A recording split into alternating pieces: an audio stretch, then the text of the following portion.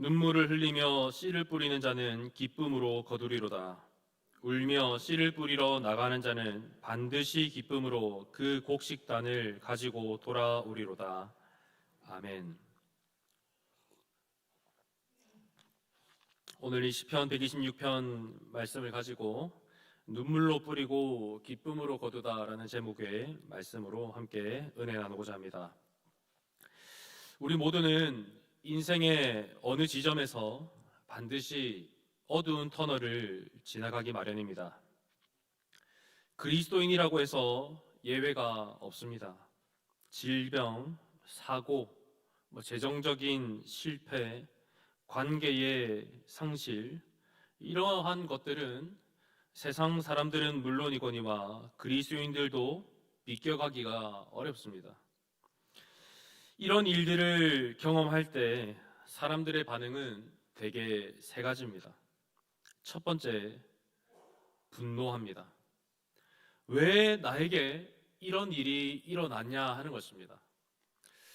나는 교회도 잘 나오고 나름 하나님도 잘 믿고 헌금 생활도 잘하고 예배도 빠지지 않았는데 왜 이런 나에게 하나님은 이런 일을 허락하셨냐?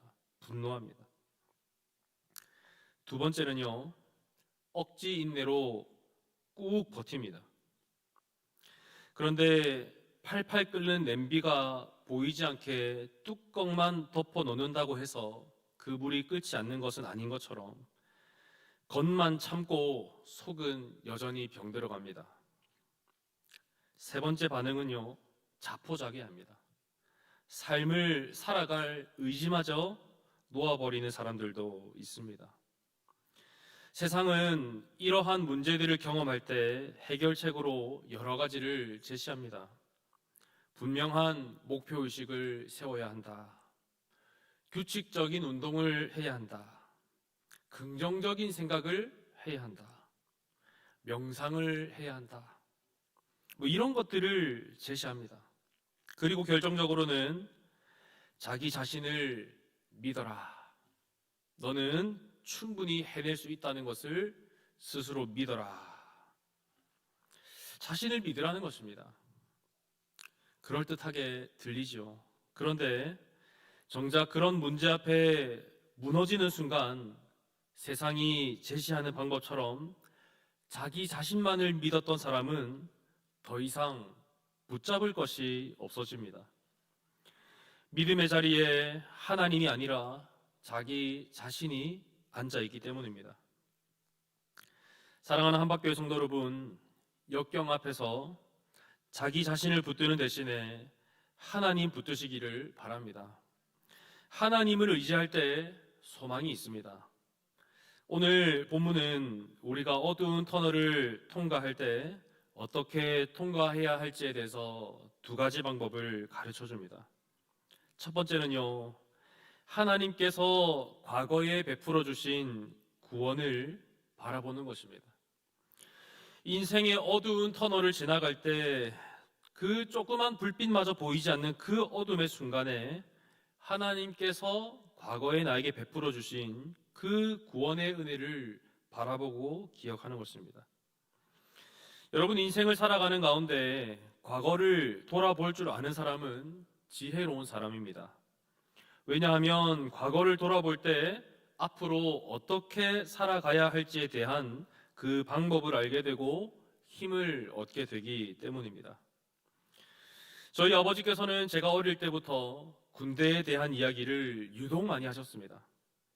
아버지께서 말씀하시기를 군대는 미리 경험하는 작은 사회라고 말씀하셨습니다.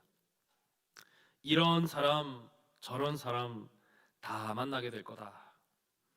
가면 이렇게 힘든 훈련, 저렇게 힘든 훈련도 받게 될 거다. 얼차려도 받고 뺑뺑이 돌다 보면 그 당시에는 모르지만 지나보면 그 짧은 군 생활을 통해 인생을 그리고 사회를 미리 배웠다는 것을 나중에 알게 될 거다. 그렇게 말씀하셨습니다. 그래서 늘 그 말씀의 결론은 군대를 갔다 와야 사람이 된다. 그 말을 하셨습니다. 지금 저희 부모님께서는 시골에 젖소 농장을 운영하고 계십니다. 아버지 친구분들께서는 부모님께 물려받은 땅이나 부모님께 물려받은 재산으로 쉽게 소를 사고 쉽게 지금의 자리에 오르기까지 부모님께서는 말도 못하는 어려운 일들을 많이 겪으셨습니다. 그럴 때마다 아버지께서는 그 군대의 기억을 떠올리면서 이를 악물고 버티셨다, 그렇게 말씀하셨습니다. 그 고생도 견뎌냈는데, 그때 그 말도 못하는 그 얼차려도 내가 견뎌냈는데 이것을 못 버티겠냐 하시면서 버틴 겁니다.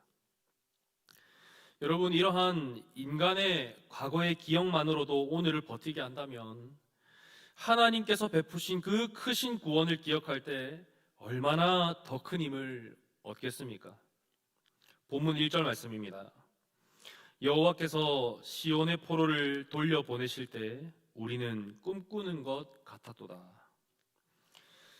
1절에서 3절 말씀은 이스라엘 백성들이 과거를 회상하며 하나님께서 행하신 구원을 기억하고 찬양하는 내용이 담겨져 있습니다. 특별히 1절에서 포로를 돌려보내다, 그 부분에 해당하는 원문을 보면 사실 포로 그 자체를 의미한다기보다는 운명의 회복, 상태의 역전을 가리킵니다. 그렇게 되면 1절의 해석은 이렇게 할 수 있습니다. 여호와께서 시온의 운명을 되돌리실 때, 여호와께서 시온의 운명을 회복시키실 때 우리는 꿈꾸는 것 같았도다. 하나님께서는 애굽에 종살이 하던 자들을 출애굽으로, 바벨론에서 포로 생활하던 자들을 귀환으로 이스라엘의 운명을 되돌리셨습니다. 회복시키셨습니다. 이 본문에서 돌려보내다로 쓰인 히브리어 단어가 똑같이 쓰인 것이 욥기 42장 10절인데요. 욥의 곤경을 돌이키셨다, 그렇게 쓰이고 있습니다. 즉 욥의 그 어려운 곤경의 자리를 피하게 하셨다, 어려운 자리에서 하나님이 평안으로 회복시키셨다, 그런 뜻이죠. 즉 이스라엘 백성들은 하나님께서 욥의 운명을 회복시켜 주신 것처럼 이스라엘의 운명을 회복시키셨다는 것을 지금 회상하면서 찬양하고 있는 것입니다. 하나님께서 이스라엘의 운명을 어떻게 회복시키셨습니까? 애굽에서 포로 생활하고 있던 이스라엘의 운명을 출애굽을 통해 자유인으로 회복시키셨습니다. 약속의 땅에 들어가는 언약 백성으로 회복시키십니다. 바벨론에서 포로 생활하고 있던 자들을 바사왕 고레스를 통해 마치 출애굽하듯이 출바벨론 시키십니다. 포로들이 귀환할 뿐만 아니라 그들이 돌아와서 예루살렘 성전과 성벽을 재건하는 데까지도 하나님이 회복시키십니다.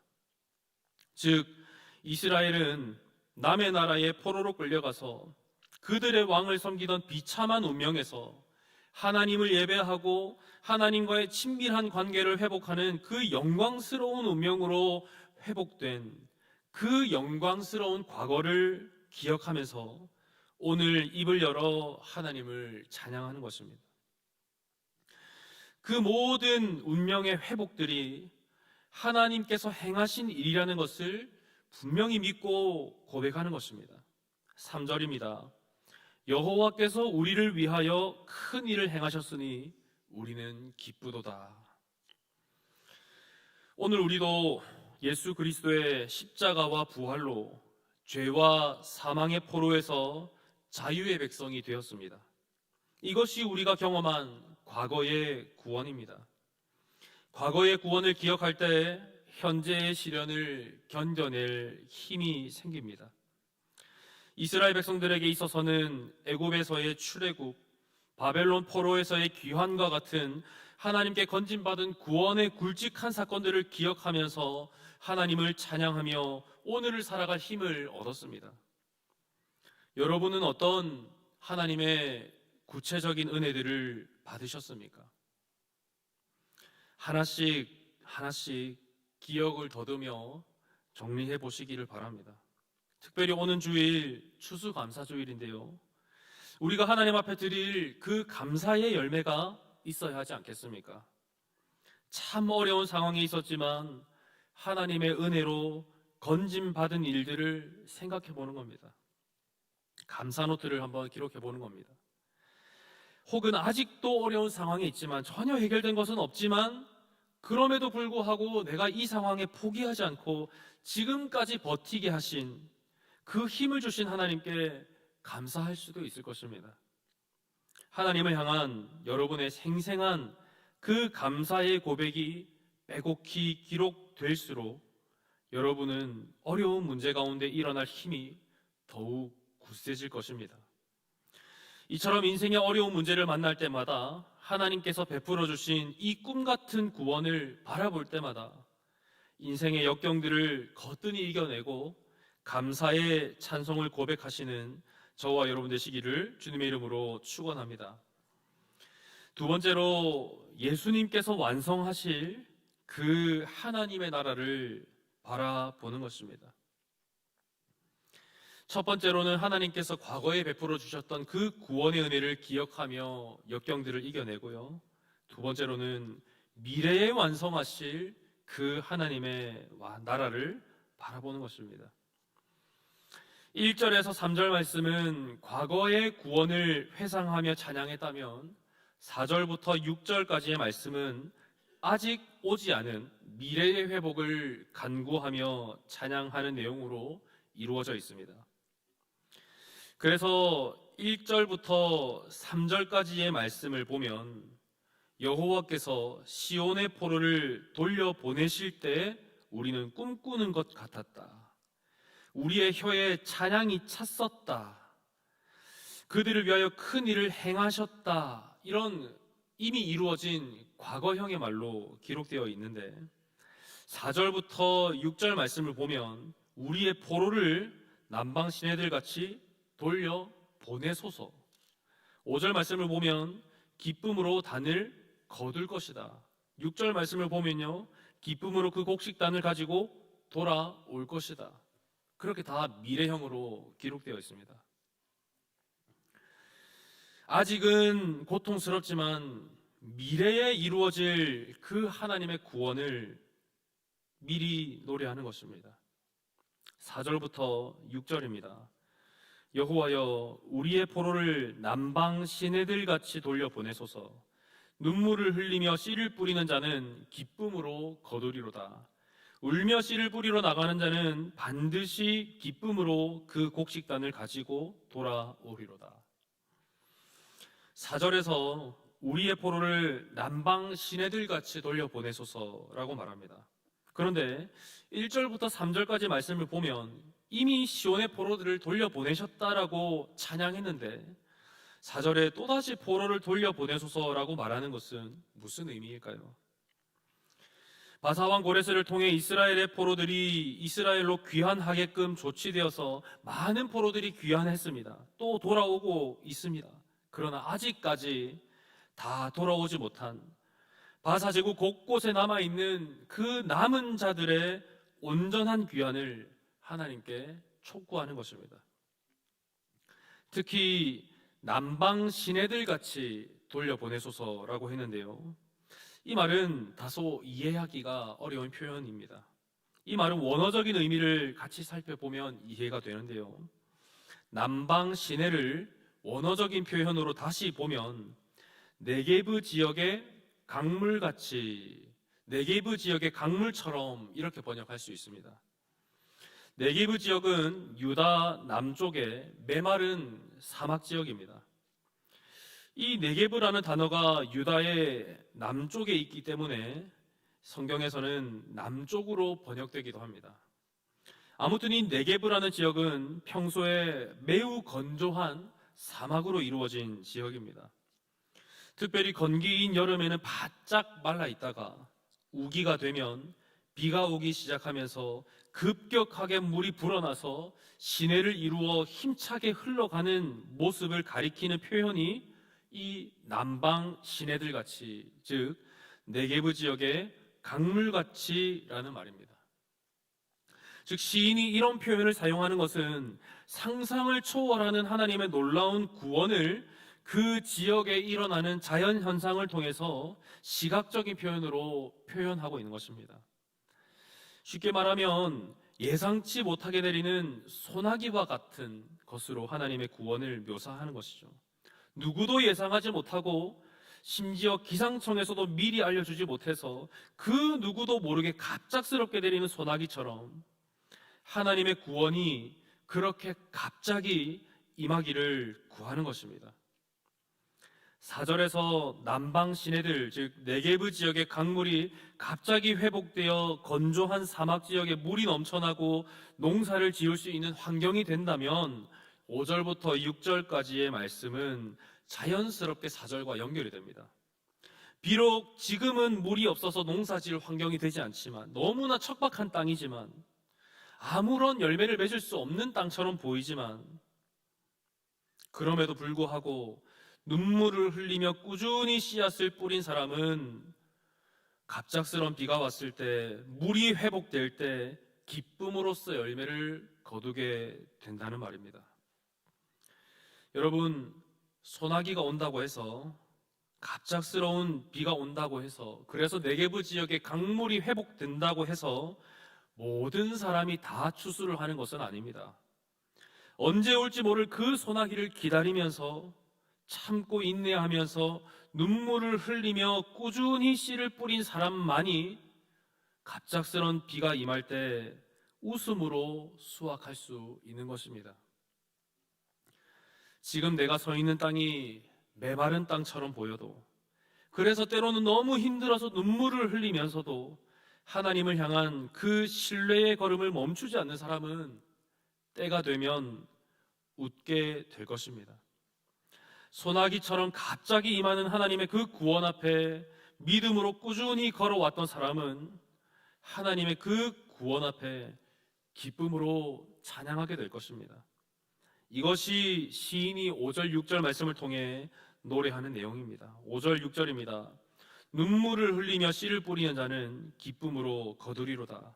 울며 씨를 뿌리러 나가는 자는 반드시 기쁨으로 그 곡식단을 가지고 돌아오리로다. 여러분, 바벨론에서 돌아온 이스라엘 백성들에게 여전히 고난과 핍박은 있었습니다.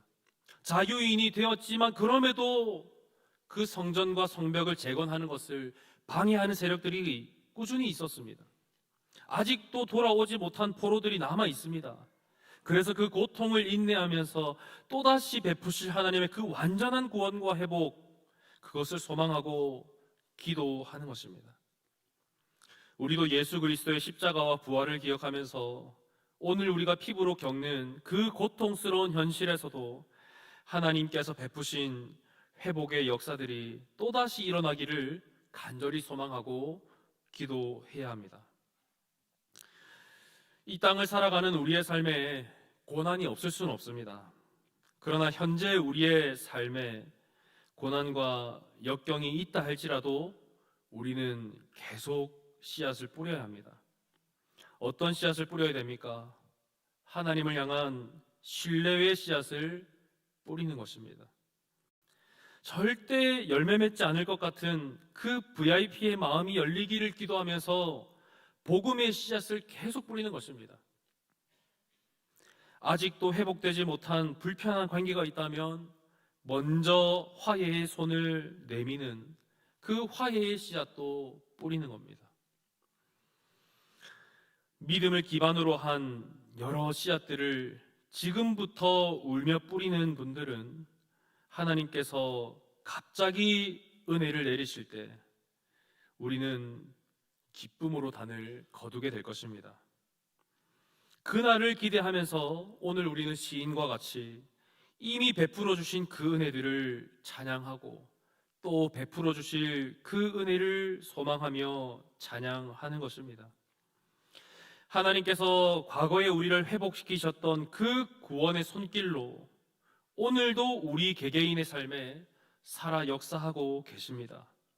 뿐만 아니라 아직은 비가 내릴 기미가 전혀 없지만 내가 서 있는 지금 이 땅이 너무나 바짝 말라서 아무런 열매를 맺을 수 없는 척박한 땅처럼 보인다 할지라도 하나님께서 내려주실 그 은혜의 단비를 우리는 소망해야 하는 것입니다.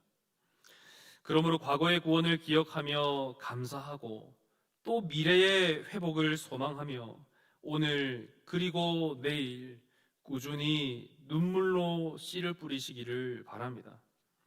히브리서 10장 36절은 우리에게 이렇게 말합니다. 너희에게 인내가 필요함은 너희가 하나님의 뜻을 행한 후에 약속하신 것을 받기 위함이라. 사랑하는 한박교회 성도 여러분, 하나님께서 약속하신 것을 우리가 받기 위해서 우리에게 인내가 필요하다라고 성경은 이야기합니다. 오늘 우리의 밭이 메말라서 쩍쩍 갈라진 황량한 땅 같아 보여도 눈물로 뿌리면 기쁨으로 거두게 하시는 그 하나님을 신뢰하시기를 바랍니다. 그리하여 하나님의 때에 우리는 어김없이 기쁨으로 단을 가지고 돌아오시는 저와 여러분 되시기를 주님의 이름으로 축원합니다.